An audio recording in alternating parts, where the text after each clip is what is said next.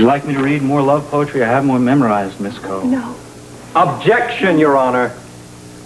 I think it can go on record that Miss Coe wrote love poetry to Kevin O'Connor.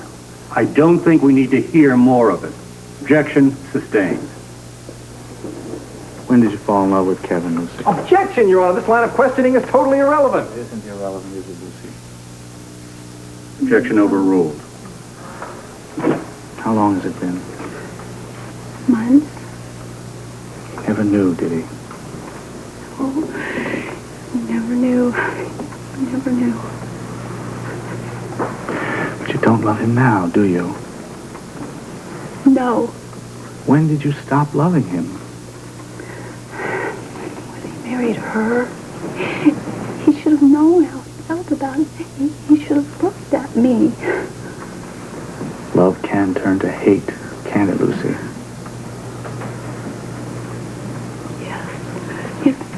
Yes. So you were going to get revenge, weren't you?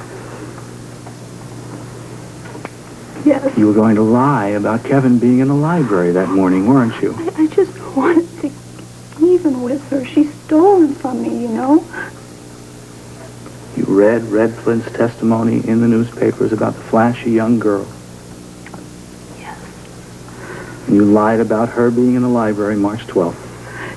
Yes, I wanted to make him pay for Jennifer Talbot's murder. Because he didn't love you. Because he hurt me. Lucy, did you lie about Kevin O'Connor being in the library the morning of March 17th, the morning that Jennifer Talbot was murdered? Yes, I did. I did. How many times are you going to ask me? I lied. He was there. Once is quite enough.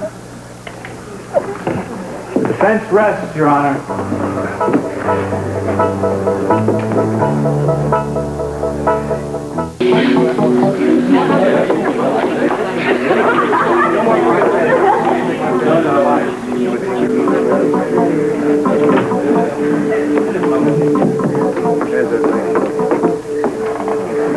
But Ramsey told me what happened. What's going on? Our girl Lucy has had a change of heart. Why is she so upset? Jake has broken her down. She admits to being in love with Kevin from afar. Come on, I don't believe that. Oh, that's not all. She also remembers now that Kevin was in the library on the morning of March 17th. So our case is completely destroyed. Not looking very good. Briscoe, Jake's done it. I never thought it would happen so fast, but he's broken Lucy Coe. Does that make you happy? If it helps prove Kevin's innocent, you bet. I don't believe it. Well, it looks like we're going to get Kevin back home before long. Boy, I tell you, nothing makes me happier than put this whole sordid mess behind us once and for all. Yeah, Jake did one hell of a good job. I gotta admit that. Better than any Park Avenue attorney you would have brought in, Dad. Order. Order in the courtroom. There is still a witness on the stand. Take your seats and come to order.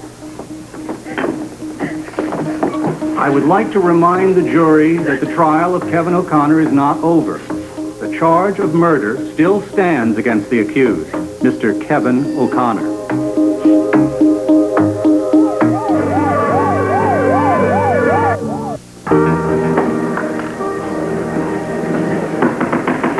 Order, please. Order.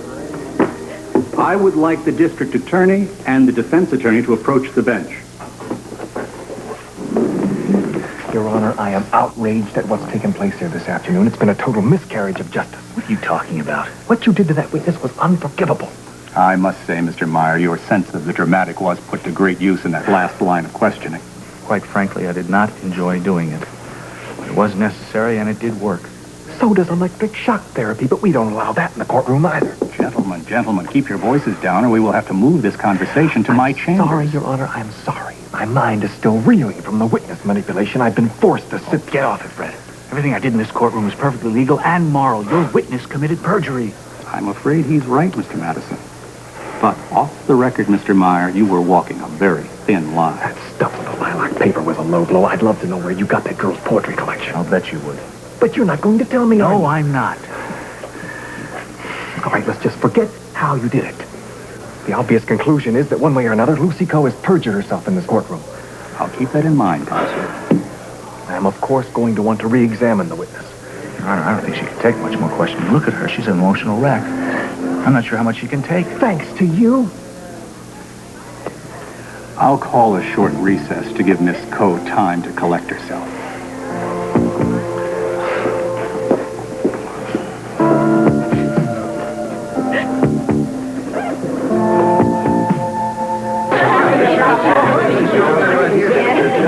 Anyone would think the case had been dismissed. It may as well be. Are we in that bad shape? Lucy Coe's testimony did sort of put a wet blanket on things here. Don't let her testimony undermine this case. I'm still convinced that Kevin is guilty. That and 50 cents won't get you a cup of coffee. We need more than gut feelings at this point, Anna. What are you going to do? Give up? Is that it? Not yet. I'm going to re-examine Lucy and hope to get her to admit that she was lying when she said Kevin was in the library on the morning of the 17th. If Lucy changes her story again, she and her entire testimony is going to be thrown out of court. Fine. At least it won't be used against us. Don't you see that the damage has already been done? What do you think the jury's going to believe? An unbalanced young woman? Or a sincere, good-looking medical student? Frisco, I want to thank you. We're getting close enough to Lucy Coe to get the truth. Well, I'm glad I can help you, Kevin, but I have to tell you I feel very sorry for that girl. She's awful mixed up. Well, now that girl has shown her true colors, maybe that judge will, put her in some sort of institution or something and where she can get some proper care. Something. I feel sorry for her, too. You feel sorry for her? Young lady, that pathetic girl could have sent your husband to prison for the rest of his natural life. Don't forget how much courage it took to tell that story. Well, Don't forget that Kevin might have gone to jail if it wasn't for the story.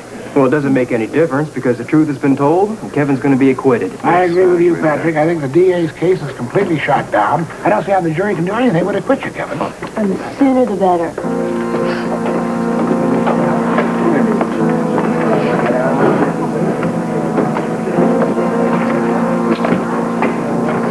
All rise.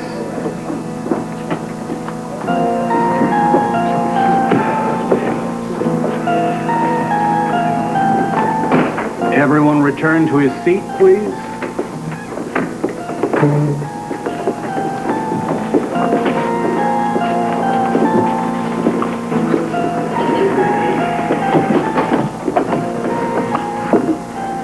The sudden change in Miss Coe's testimony has prompted me to allow the district attorney to re-examine the witness, even though the prosecution has rested its case. Miss Coe, may I remind you that you are still under oath. Mr. Madison, you may question the witness. Thank you, Your Honor. Miss Coe, I'm having trouble believing your story about seeing Kevin O'Connor in the library on the morning of the 17th. I was telling the truth. Which time? I saw Mr. O'Connor in the library on March 17th. You gotta believe me. Do you have any proof? No, And there was no one around who could substantiate your story? no, I was the only one on duty. No one else was there.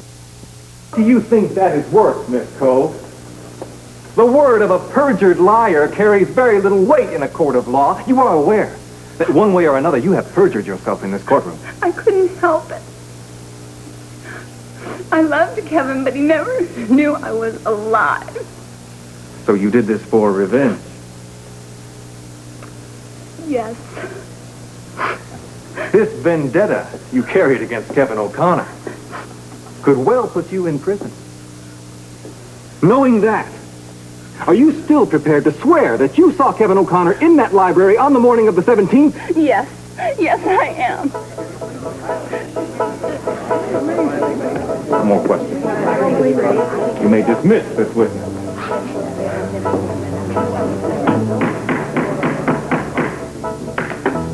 Mr. Meyer, District Attorney Madison, you may prepare your closing arguments.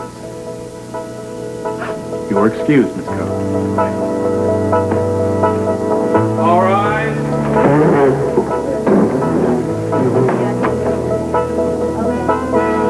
I'd like to remind you, jurors, of the strong case the state is presenting against Kevin O'Connor.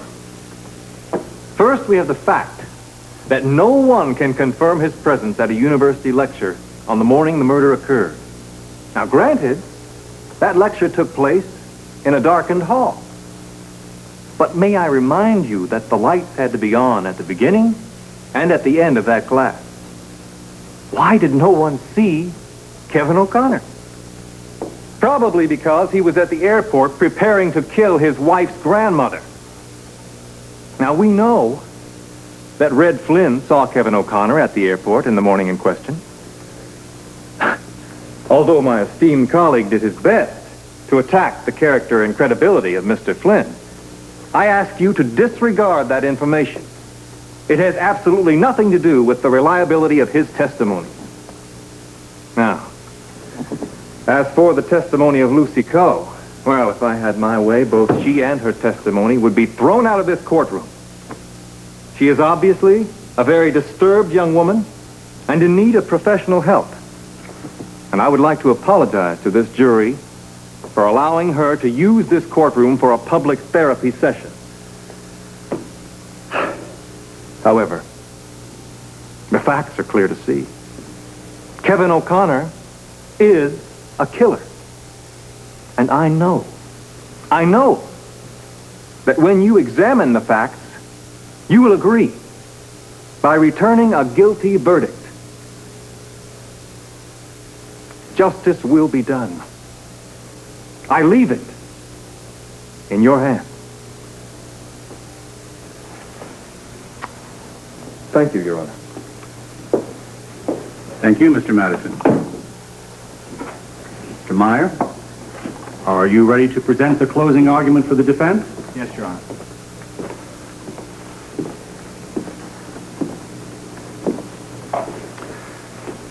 Well, you've heard the district attorney, Brett Madison, tell you of the strong case against my client. Can a case rely on the testimony of a long parade of liars and cheats? I think not. They're talking about the future of a young doctor here, a promising young doctor.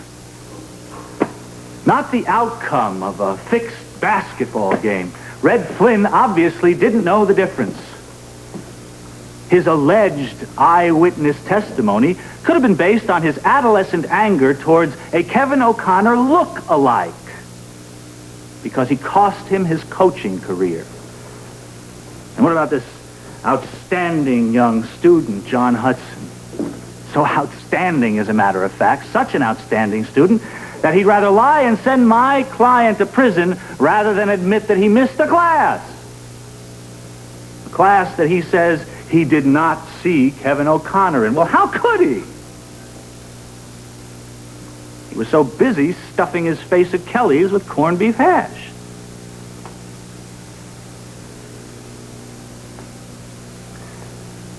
And we have Lucy Coe. We've all sat here today and listened with difficulty and her testimony. She is obviously a confused young woman. But I don't think it's fair to discount all of her testimony solely because she lied out of her love for a young man, even if that love was misguided. After all is said and done, Lucy Coe saw Kevin O'Connor at the Reference Medical Library the morning of March 17th, the morning Jennifer Talbot was killed. Kevin O'Connor is innocent. He is an outstanding member of two communities. The witnesses I have produced for you paint the real picture of Kevin O'Connor, a young man, a man with a future, a man who could never hurt another living soul, a man who has dedicated his life to helping people, not hurting them. The only way justice will be served here, ladies and gentlemen, is if you bring back an innocent verdict. Let Kevin O'Connor go back to doing what he does best, instead of wasting his time in a courtroom defending himself against a bunch of trumped-up charges. Thank you.